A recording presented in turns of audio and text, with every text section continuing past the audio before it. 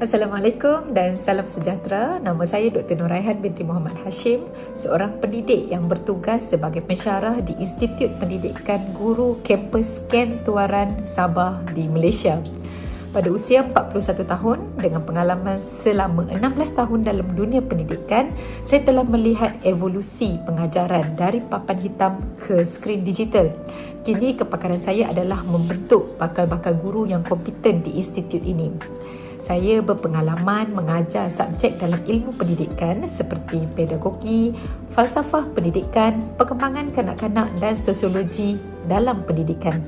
Namun cabaran utama saya bukan sekadar mengajar teori, tetapi bagaimana mengintegrasikan teknologi digital agar bakal guru ini bersedia menghadapi revolusi industri 4.0.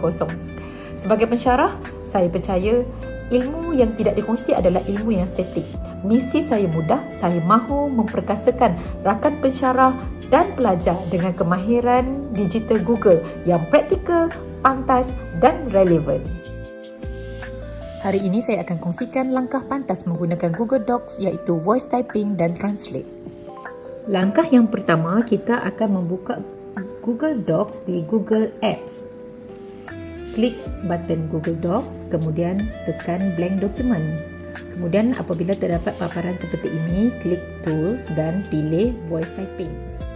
Untuk Voice Typing, kita perlu memilih bahasa iaitu bahasa Melayu dan klik untuk bercakap teks yang ingin anda salin. Contoh yang saya akan berikan ialah Sosiologi dalam pendidikan merupakan subdisiplin sosiologi yang memfokuskan kepada kajian dan analisis hubungan antara masyarakat dan sistem pendidikan.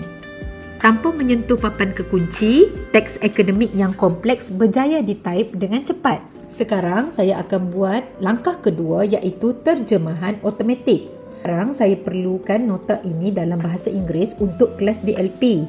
Tak perlu buka kamus, hanya klik Tools, pilih Translate Document, pilih Bahasa Inggeris dan tekan Translate.